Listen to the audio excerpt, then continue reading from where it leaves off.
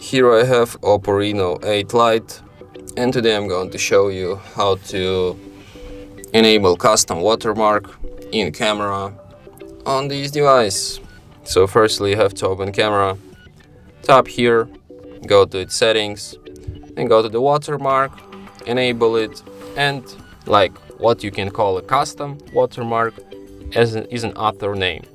So here you can enter your own name or name of your of someone you like and respect, or I don't know, some tag, your surname. I'm just gonna enter my real name,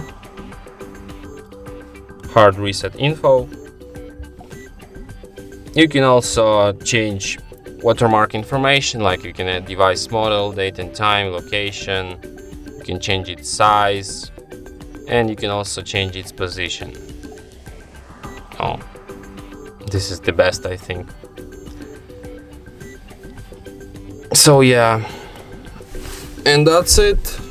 Thanks for watching. If you find this tutorial useful, don't forget to hit that like button and subscribe to our channel.